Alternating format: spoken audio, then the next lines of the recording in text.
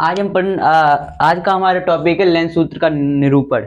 जैसे ट्वेल्थ के board exam में लेंस सूत्र का डेरिवेशन वगैरह पूछा जाता है, तो वही हम बताने जा रहे हैं लेंस सूत्र का निरूपण। उसके लिए पहले हमें आपको बताना पड़ेगा जो प्रकार की लेंस के द्वारा प्रतिबिंब कैसे बनता है, कौन कौन से नियम का फॉलो करता है तब प्रतिबिंब बनता है।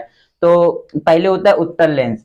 उत्तल लेंस से प्रतिबिंब जो होता है इमेज कैसे बनता है उत्तल लेंस से, ये होता है प्रिंसिपल लाइन, मुख्य अक्ष, प्रिंसिपल एक्सिस, और यहाँ यानी कि प्रिंसिपल एक्सिस यानी कि मुख्य अक्ष के समांतर आने वाली किरण, मुख्य अक्ष के समांतर आने वाली किरण, एक यहाँ फोकस होता है F1 F2 और 2F1 और एक होता है 2F2। मुख्य अक्ष के समांतर किरण आने वाली किरण फोकस से होकर गुजर जाती है।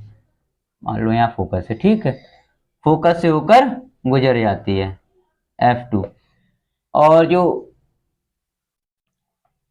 जो जो प्रकाशिक केंद्र से किरण जाती है, जो प्रकाशिक केंद्र से किरण जाती है वो बिल्कुल वैसे ही चली जाती है और एकदम सीधी चली जाती है। और इधर मुख्य अक्ष के समांतर जो इधर से आएगी किरण वो ऐसे इस तरह से चली जाएगी। ये होते हैं यानी कि मुख्य अक्ष के समांतर आने वाली किरण जो फोकस से मुख्य फोकस से होती हुई गुजर जाती है। और जो अगर फोकस से किरण आती है, जैसे ये किरण यहाँ पर ऐसे लेंस पर पड़ रही है फोकस से ऐसे करके, पहले इन सबको हटा देते हैं।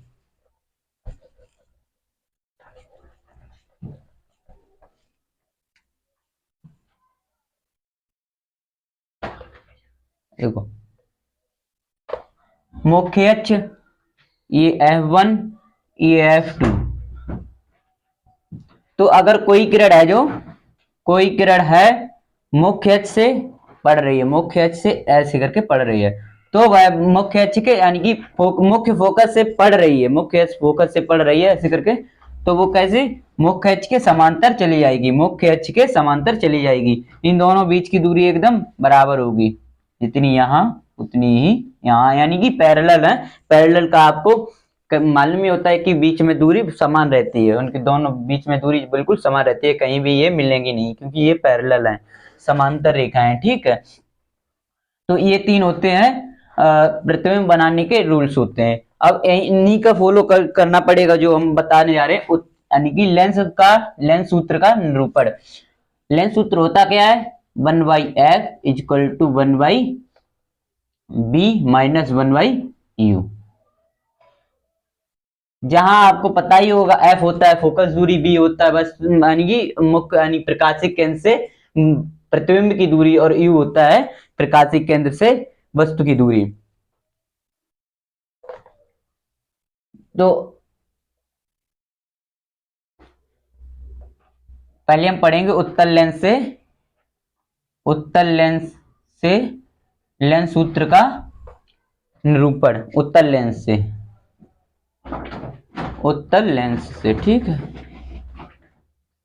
उत्तल लेंस द्वारा लेंस सूत्र का निरूपण, ये हमें पहले मुख्य अक्ष खींच लिया, ये हमारा हो गया C यानी कि प्रकाशिक केंद्र, ठीक है। और इसमें होता है एक F1 F2 2F1 2F2। और आपको पता ही होगा जो उत्तल लेंस की स्थिति होती है यानी कि पोजीशन 6 होती हैं, 6 पोजीशन होती हैं कि अनंत पे वस्तु रखी होगी तो प्रतिबिंब कहाँ बनेगा, फोकस पे बनेगा ऐसी, और अनंत और 2F1 के बीच में रखी हो तो प्रतिबिंब कहाँ बनेगा, यहाँ पर बनेगा, ठीक है।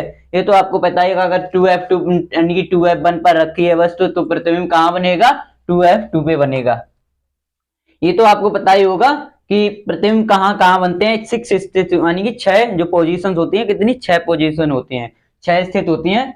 और वैसे ही हमें तो इसका कोई सी भी स्थिति ले सकते हैं इसकी, हमें तो इसका जो बताना है यानी कि लेंस सूत्र जो है इसे हमें सिद्ध कराना है। तो हमने ले लिया ये हमारी एक रखी वस्तु, ये हमारी रखी वस्तु, इसे एक किरण निकली मुख्य अक्ष के समांतर। अब मुख्य अक्ष के समांतर जाने वाली किरण मुख्य फोकस से होकर चली जाती है, मुख्य फोकस से होकर चली जाती है। और दूसरी किरण निकली प्रकाशिक केंद्र से होते हुए भी सीधे चली जाती है, प्रकाशिक केंद्र से होते हुए बिल्कुल सीधे चली जाती है। अब ये जहां ये काट दी, इनका जो प्रच्छेदित बिंदु होता है, यहाँ हमारा क्या बना, यहाँ बना हमारा प्रतिबिंब। ये हमारा क्या बन गया, प्रतिबिंब। तो इसे डालेंगे ओ डैश ओ, आई डैश आई, ठीक है। और ये हमारा सी, ठीक है। ये ओ डैश यानी कि ओ फॉर ऑब्जेक्ट, ये है वस्तु, ये है प्रतिबिंब, ठीक है। तो इसके डेरिवेशन के लिए हमें, अब इसमें ट्रायंगल्स देखो, जो जैसे थेल्स की प्रमेय पढ़ी होगी आपने, थेल्स की प्रमेय पढ़ी होगी, यहाँ थेल्स की प्रमेय का यूज होता है।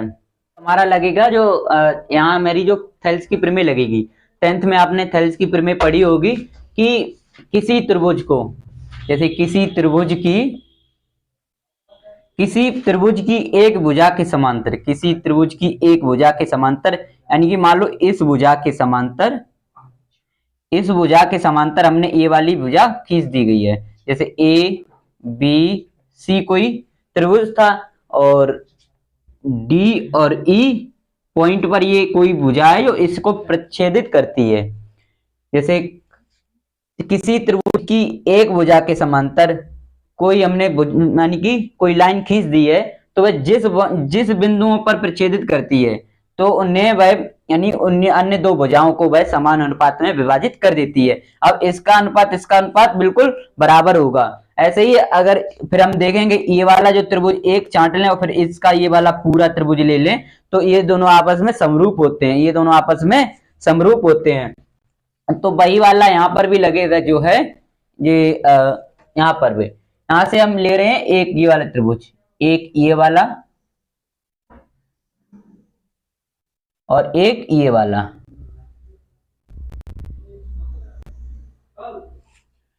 तुम कहें त्रिभुज ओ डैश और सी ओ सी, और ये वाला है आई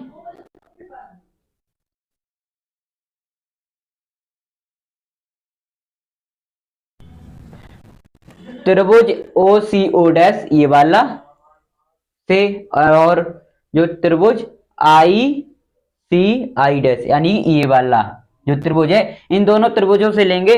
तो ये दोनों त्रिभुज आपस में थेल्स की प्रमेय, यानी कि इनमें थेल्स की प्रमेय लग रही है, ठीक है। ये दोनों आपस में सिमिलर हैं, ये दोनों सिमिलर ये वाले हैं जो यानी कि समरूप हैं, ये इसके समरूप है, ये वाला है ना इसके समरूप है। इधर रख लो बाहर, पहले बाहर रख के देख लीजिए, ऐसे करके ऐसे बना हुआ है, ऐसे बना हुआ है। ये है ओ डैश, ये है ओ, ये है आई डैश, ये है आई और ये है सी। ये दोनों आपस में सिमिलर हैं, यानी कि समरूप हैं, ठीक है। तो ऐसे हम लिख सकते हैं, ये वाली जाए इसके ऐसे करके ओ डैश बटे ओ डैश बटे आई डैश। थेल्स की प्रमेय आपने लिखी होगी, थेल्स की प्रमेय को सिद्ध करने के लिए यही ऐसे ही किया जाता है जैसे ये वाला होता, बिल्कुल सेम है। तो ओ डैश बटे आई डैश, और ऐसे ही ओ सी बटे आई सी, ठीक है, ओ सी बटे आई सी, इसे समीकरण 1 मान लेंगे।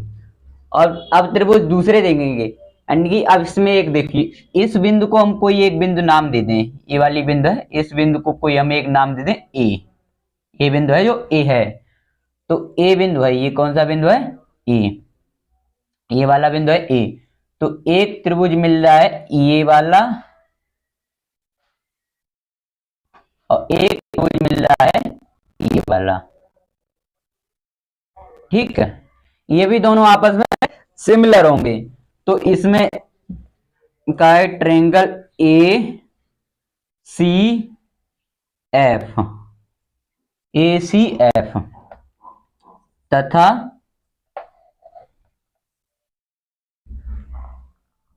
F I dash, F I I dash, ठीक है। ये एफ बना है, F A C F I I dash, F I I dash. वाला ट्रायंगल लेना है और ये वाला त्रिभुज लेना है, यानी ये वाला त्रिभुज और ये वाला त्रिभुज, ये दोनों आपस में समरूप हैं, ठीक है।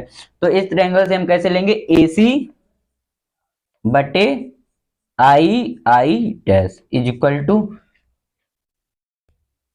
सी एफ बटे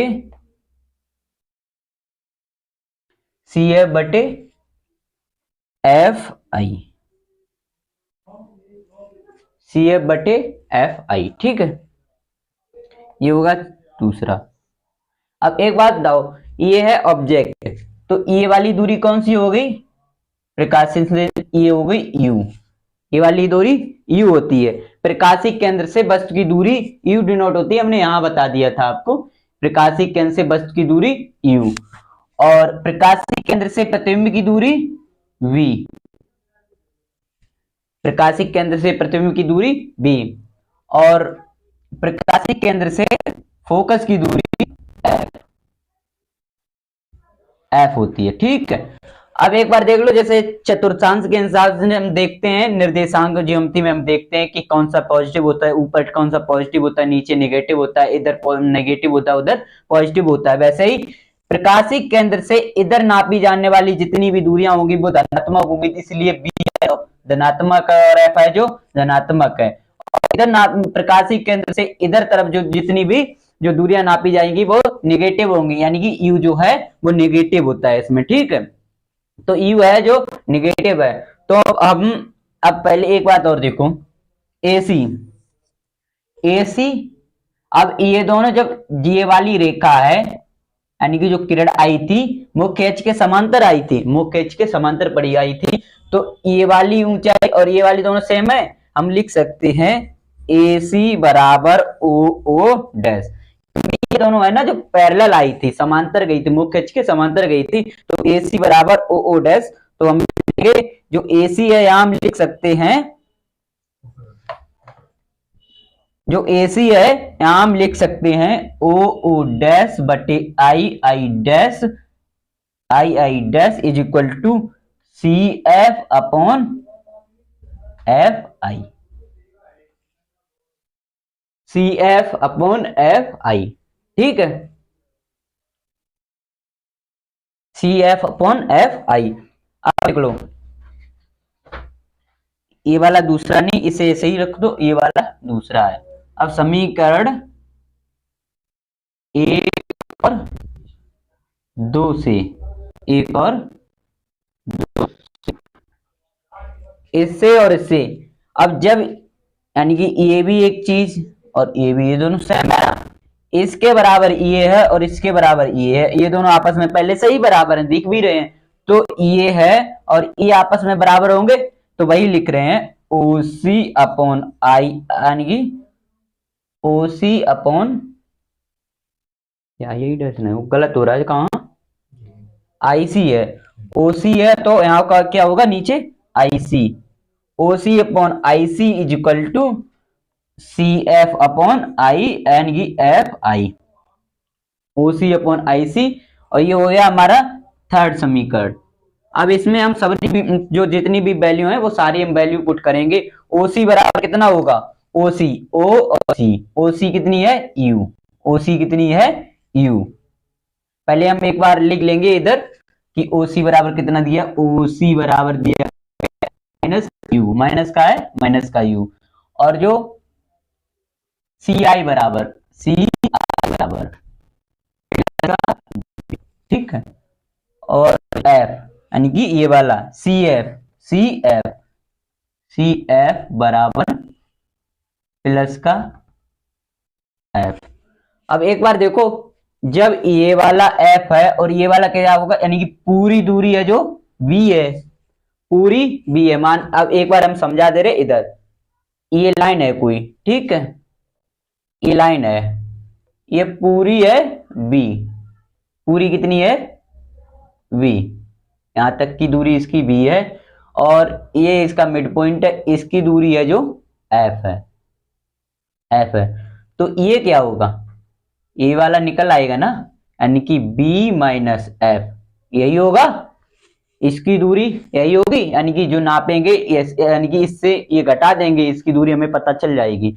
तो यही लिखना है यहाँ पे बिल्कुल सेम यही लिखना है, क्योंकि दिया गया नहीं है तो ये उसकी पूरी बी है और ये है एफ। तो यहाँ पर जो एफ एफ आई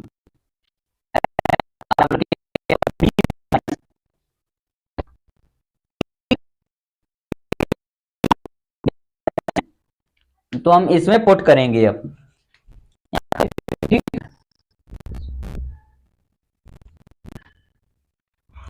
उसी का मान u माइनस का प्लस का v is equal to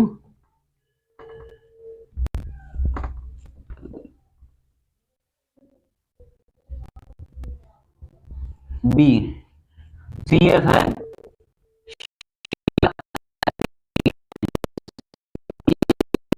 minus F, ठीक है, v माइनस एफ। अब इधर इसका कैंसिल वैसे multiplication minus U v minus F is equal to F और v, ये होगा माइनस यू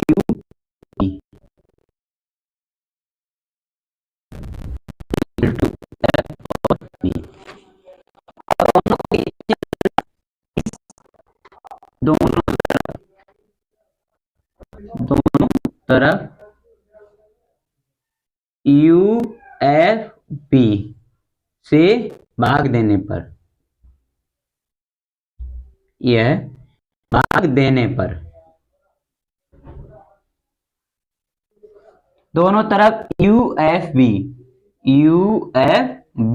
ये स्मॉल एफ है, यू एफ बी से भाग देने पर, तो माइनस यू बी बटे U F B plus U F बटे U F B is equal to F B upon U F, ये वाला स्मॉल यू एफ बी।